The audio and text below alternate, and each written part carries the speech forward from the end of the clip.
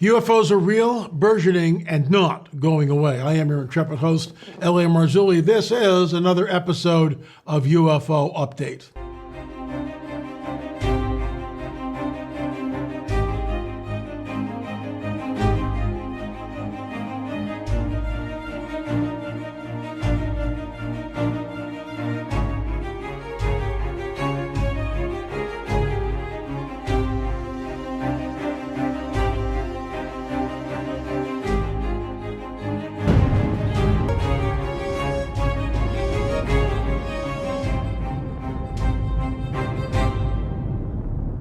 There's a couple of stories here we're going to be going over. I think you'll find it interesting. Nothing really revelatory in the sense of, oh my gosh, they've landed on the White House lawn. No, but it's interesting. And the bottom line is, it's not going away anymore. It's in our faces. The church needs to deal with it. You need to deal with it. I already am dealing with it and have done so for decades. So we'll get into these stories and so much more. But first, a word from our trusted sponsor. Excess belly fat has been deemed the most dangerous fat of them all, as it's linked to so many health issues. The reason being, excess belly fat grows deep in the abdominal cavity and puts pressure on some of the body's most vital organs.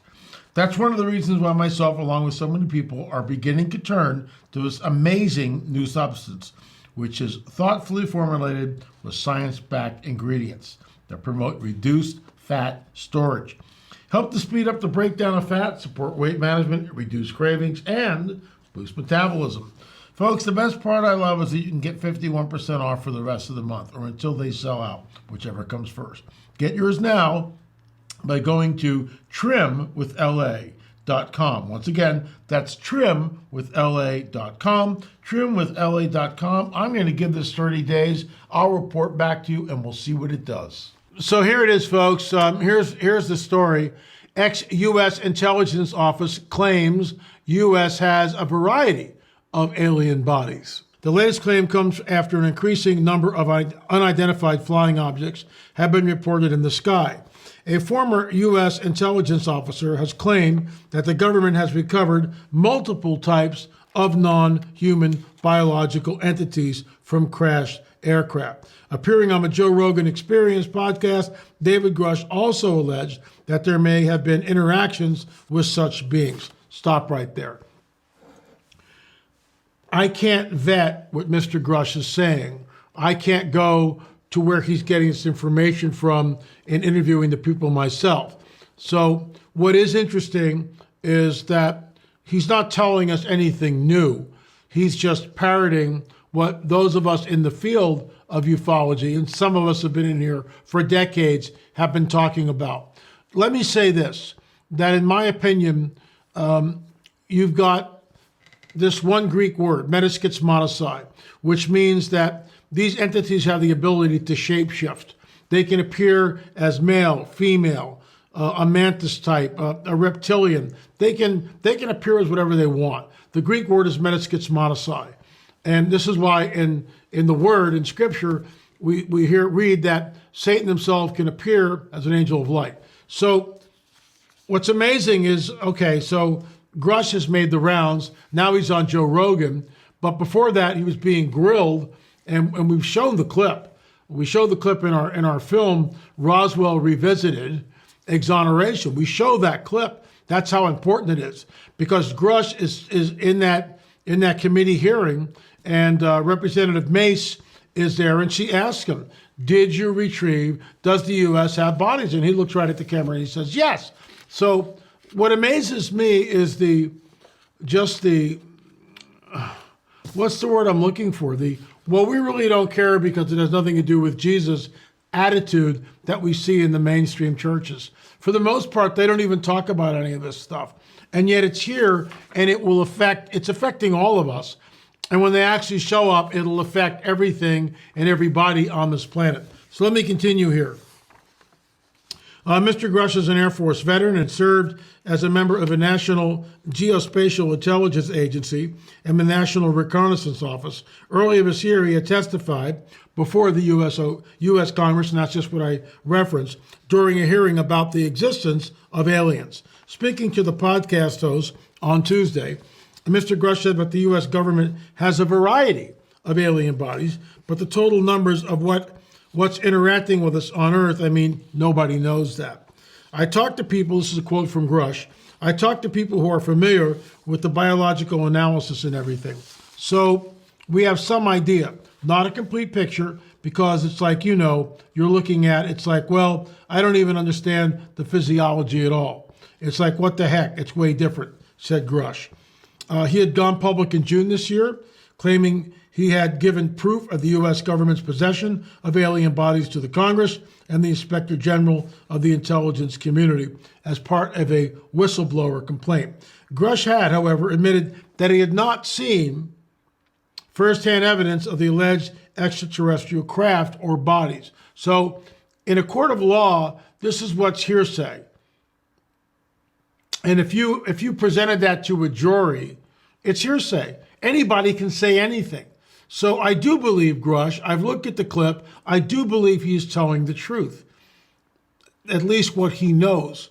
But until they start showing us what the bodies look like and what the craft looks like, we're all in the dark and we don't know. Let's continue. The former intelligence officer had earlier said that when he turned over classified information about alien vehicles to U.S. Congress, he suffered retaliation from government officials. After a 14 career in U.S. intelligence, Grusch left the government in April 23. The latest claim comes after an increasing number of identified flying objects have been reported in the sky. In 2022, the Pentagon held its first public hearing on UFOs in half a century. So, you know, look, the fact that Congress is trying to get to the bottom of it and can't get to the bottom of it, we reported on this a couple of weeks ago, that they can't even get to first base. They don't even know who to ask. This is called the deep state. This is called the shadow government. Some of us have been talking about this for decades. They know. They know. You can't go to S4. Bob Lazar worked there. I've always believed Lazar. Lazar was one of the earliest whistleblowers to the entire UFO phenomenon. What did Lazar say? They've got spacecraft out there. They're flying these things around. Gary Schultz was out there before the X-Files, well before that. So you're looking at, in the 80s, late 80s, 1980, Gary Schultz is out there with his wife, Pearl, and they are looking and seeing and photographing craft. You can't go there anymore because the powers that be brought up the land around S4. Lazar worked there. I always believed Lazar. I interviewed him briefly back in 94, 95. I didn't have a tape recorder with me. He was there at the Little Alien. Gary Schultz was having a conference. This is before I was even working on my first novel, Nephilim, The Truth Is Here. And I was just talking to Bob Lazar. And I always believed Lazar. And of course, now it's decades later, Lazar has never shifted from his story. So did I really see what I thought I did? Harrison Bergman shares his UFO sighting. While driving in Harrisonburg on Sunday evening, one man says he saw 3 objects in the sky that caused him to stop driving and pull his car over. After reaching out to see if anyone else had seen the same thing, he shared his story. The story goes on. It's a typical close encounters of the first kind. He's able to see it. There is an object, it's lighting up the sky, it's not making any noise, it's sort of fuzzy looking, it's close encounters of the first kind. But the reason why I bring this up is because, let's look at the date, and it's November 22nd. So it's fresh, and we see that stories like this now are appearing in all media, everywhere. So the mainstream media is all over this stuff. They constantly report it. But these are all, in our opinion, they're nothing burgers. Close encounters of the first kind are not what we're looking at. Having David Grusch, or not what we're interested in, I should say. Grusch coming out and telling us that there's spacecraft that we have, that there's biologics that we have. We've known about this. We've talked about it. I believe it. I'm not disputing that. But the American people need to see something. And I think that's another rung on the ladder of disclosure. And when that happens, when they actually start showing us craft in their possession, that's the game changer.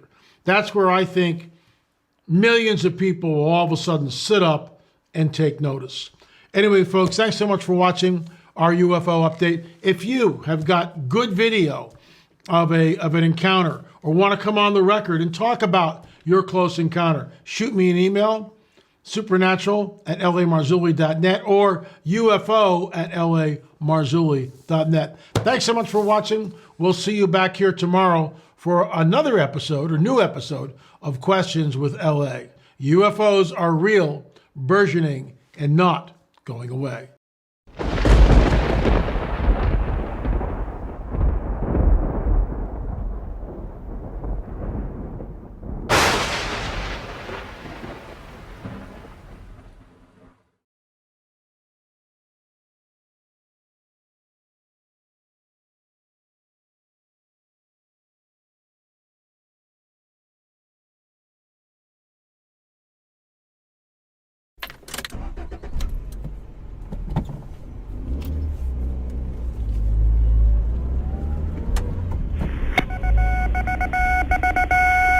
Headline edition, July 8, 1947.